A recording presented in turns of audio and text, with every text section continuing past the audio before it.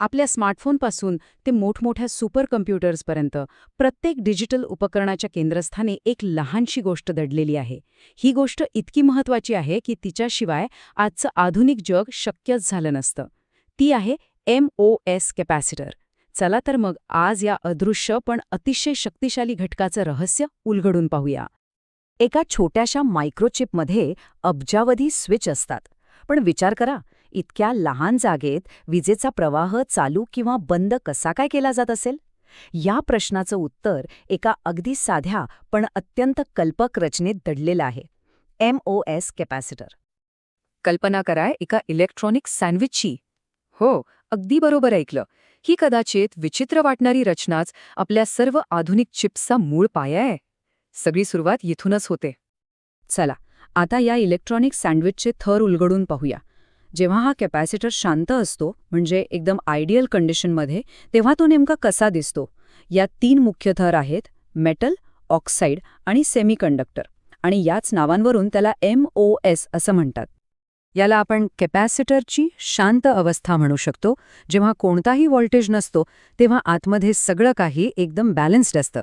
समजा आतले जे एनर्जी बँड्स आहेत ना, ते एकदम शांत, सपाट पाण्याच्या पृष्ठभागासारखे आहेत.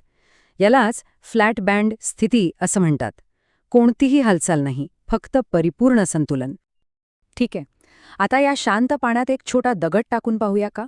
म्हणजे व्होल्टेज लावल्यावर नक्की काय होतं ते पाहूया. चला, सुरुवात निगेटिव्ह व्होल्टेजने करूया. जेव्हा आपण एक निगेटिव्ह चार्ज लावतो तेव्हा आतमध्ये काय घडतं? तर होतं काय की जेव्हा आपण वरच्या मेटल प्लेटला नेगेटिव्ह व्होल्टेज देतो ना, तेव्हा एक प्रकारचं आकर्षण तयार होतं. हे आकर्षण सेमीकंडक्टरच्या आत असलेल्या पॉझिटिव्ह चार्जच्या कणांना, ज्यांना आपण होल्स म्हणतो, आपल्याकडे खेचायला सुरुवात करतं. मग याचा परिणाम काय होतो? सुरुवातीला आपली एनर्जी लेवल एकदम शांत, सपाट होती. पण नेगेटिव्ह व्होल्टेज लावल्यावर काय होतं? ही जी एनर्जी लेवल आहे ती पृष्ठभागाजवळ वरच्या बाजूला उचलली जाते. हा बदल खूप महत्त्वाचा आहे, कारण यामुळेच आतले पॉझिटिव्ह चार्ज आपली जागा बदलतात. आणि ह्याच एनर्जी लेवलच्या बदलामुळे ते पॉझिटिव्ह चार्ज असलेले होल्स पृष्ठभागाजवळ येऊन जमा होतात. तिथे त्यांचा एक थर तयार होतो. यालाच म्हणतात ॲक्युम्युलेशन लेयर किंवा संचय थर. म्हणजे सगळे पॉझिटिव्ह चार्ज एका ठिकाणी जमा झाले आहेत. ओके, तर आपण पाहिलं की निगेटिव्ह चार्जमुळे पॉझिटिव्ह चार्ज एकत्र येतात. पण आता गंमत बघा, आपण जर व्होल्टेज उलट केला, म्हणजे पॉझिटिव्ह केला, तर काय होईल? गोष्टी आता खऱ्या अर्थाने रंजक होणार आहेत. आता आपण वरच्या मेटल प्लेटवर एक लहानसा पॉझिटिव्ह व्होल्टेज लावतो. आता काय होतं? विज्ञानाचा एक साधा नियम आहे, सारखे चार्ज एकमेकांना दूर ढकलतात, बरोबर? त्यामुळे हा पॉझिटिव्ह व्होल्टेज आतल्या पॉझिटिव्ह होल्सना पृष्ठभागापासून दूर ढकलतो. आणि त्या आपल्या पाण्याच्या पातळीचं काय झालं असेल? आठवतंय? आधी ती वर गेली होती, पण आता ठीक उलटं होतंय. पॉझिटिव्ह व्होल्टेजमुळे ती विरुद्ध दिशेने, म्हणजेच खालच्या बाजूला वाकली आहे. हा बदल अगदी स्पष्ट दिसतोय. मग याचा परिणाम सोप्पय. पॉझिटिव्ह होल्स पृष्ठभागापासून दूर पडाले, त्यामुळे तिथे एक रिकामा पट्टा तयार झाला. या पट्ट्यात कोणतेही हलणारे चार्ज नसतात, फक्त स्थिर निगेटिव्ह आयन्स उरतात.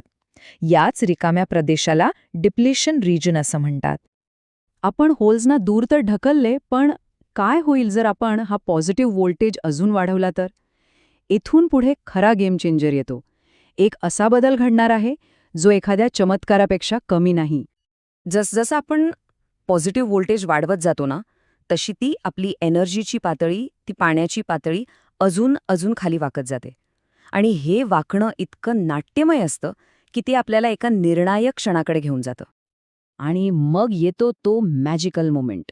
ही एनर्जी लेवल इतकी खाली वाकते की ती एका क्रिटिकल पॉइंटला, एका महत्त्वाच्या सीमारेषेला ओलांडून जाते. कल्पना करा की पाण्याची पातळी इतकी खाली गेली की समुद्राचा तळच उघडा पडला. याच क्षणी सेमीकंडक्टरचं मूळ स्वरूपच बदलून जातं. याचा अर्थ काय होतो? सरळ भाषेत सांगायचं तर, जो पृष्ठभाग आधी P टाईप होता, म्हणजे पॉझिटिव्ह होता, तो आता पूर्णपणे उलट, म्हणजे N टाईपसारखा वागायला लागतो. म्हणूनच याला इन्व्हर्जन म्हणतात. म्हणजे ओळखच बदलून टाकली. आता बघा, पृष्ठभाग पूर्णपणे बदललाय. जिथे आधी पॉझिटिव्ह होल्स होते, तिथे आता नेगेटिव्ह इलेक्ट्रॉनचा एक नवीनच थर तयार झालाय. आणि हाच आहे तो इन्व्हर्जन लेयर. विजेला वाहण्यासाठी लागणारा एक पूल, एक चॅनल. थोडक्यात हाच तो स्विच आहे ज्याच्यावर आपलं अख्खं डिजिटल जग चालतं. पण हे जे आत बदल घडतायत याचं बाहेरून काहीतरी लक्षण दिसत असेल ना? नक्कीच दिसतं.